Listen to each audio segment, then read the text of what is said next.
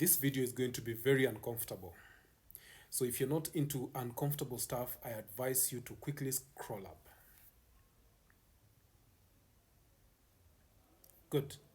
If you've stayed up to this point, it means you're interested in knowing what this content is all about. So this is what I want you to do. I want you to close your eyes with me. Don't worry, it's not a prayer, just close your eyes. With your eyes closed, I want you to picture this. Picture yourself as a parent. Not only are you a parent, but picture yourself as a parent to a young boy or a young girl. Let's say their ages are 3 years old. Picture how your young one loves to play around you, how they are learning new words, how they are learning new activities, how behaviors have also changed, how they are gearing up to even go to school perhaps, how they associate with other children when they go to the playgrounds, in Sunday school, when you go on a Sunday family out. Just picture him or her happy, riding her bicycle, playing with his doll.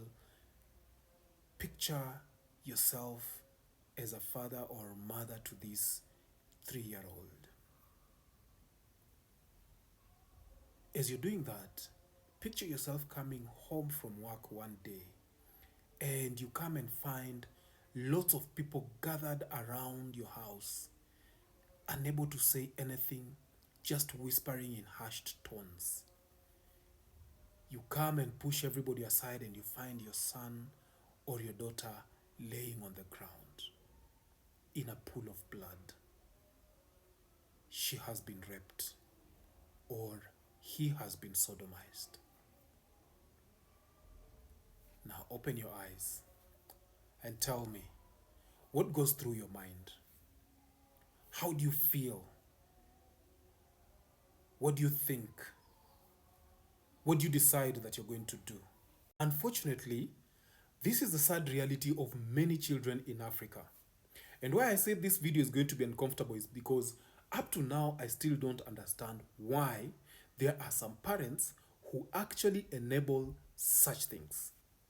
I do not understand up to this point why some parents choose not to allow the full force of the law to face those perpetrators so that they actually realize what they have done is wrong and they get the maximum punishment that they can get.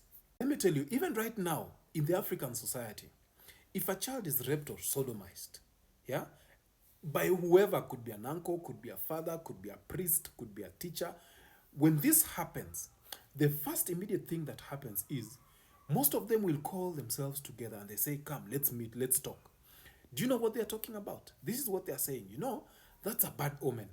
So what we do, let us just slaughter an animal, pour some blood, recite some rituals and incantations, and that bad blood will be gone.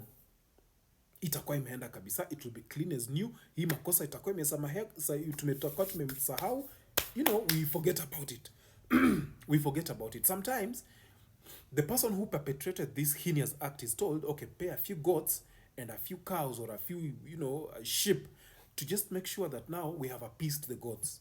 Sometimes it is so bad such that the perpetrators have been arrested, wamepelekwa into custody, and they are waiting to go and face the full force of the law. But watu tunakaa chini tunasema ati unajua, it's a bad image. Familia inakuwa painted vibaya when so and so is in for such an act. Hata nyinyi si mnaona ni mbaya.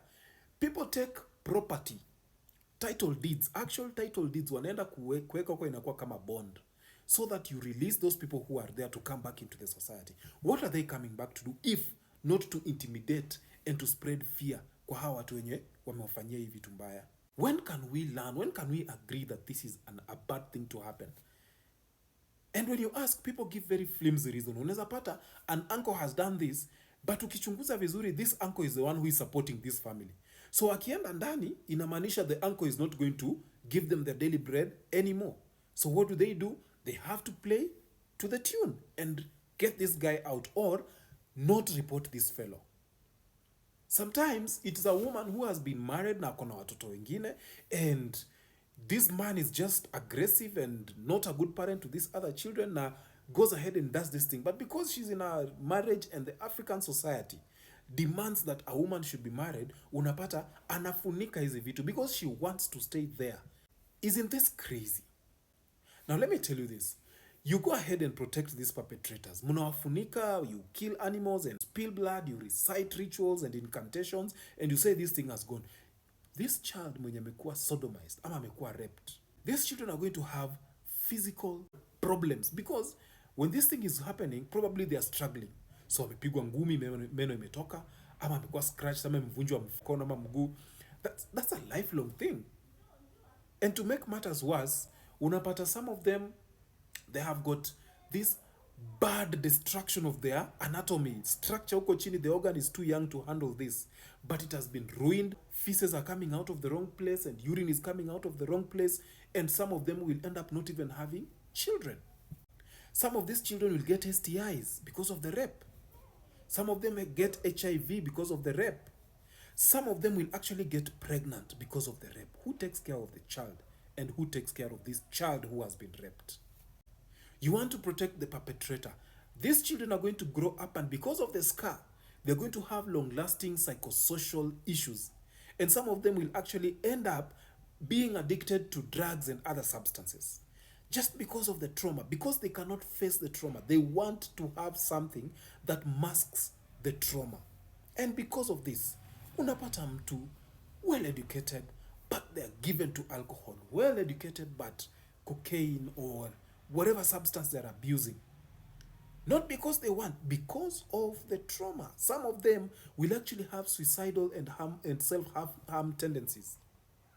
Au wanataka tu wajiumize ama wajiue because this trauma is just too much. Now, as you're protecting the perpetrator, do you stop to think about some of these things that this child will have to live with for the rest of their life? You have no idea and you don't understand what these children are going to go through in their life. And to make matters worse, some of you as parents now, you come into the picture and you start guilt tripping these children. Unajua mimi ndio nilikuzaa, mimi ndio nimekuleta kwa hii dunia na kulea na mashida. Hata huyu anko yako mwenye unasema ndiye amekusaidia umeenda shule. Surely. What are you saying? Is the life of this uncle more important and precious than the life of this child? Are you trying to say that in comparison, huyu hana maana na huyu akona maana? I mean, what are you trying to say? It doesn't make sense. It does not make sense. Rape is rape. It does not matter who does it and why it is done and circumstance and time, whatever. It doesn't matter. Rape is rape. Whoever perpetrates should face the full force of the law. Now, the most maximum punishment should be given to such people because you leave children with lifelong scars. And you toxic parents now enable these people by guilty tripping your children into believing that they are the ones who are on the wrong, and yet whoever perpetrated does not stand a chance to even be faced by the law. That is wrong.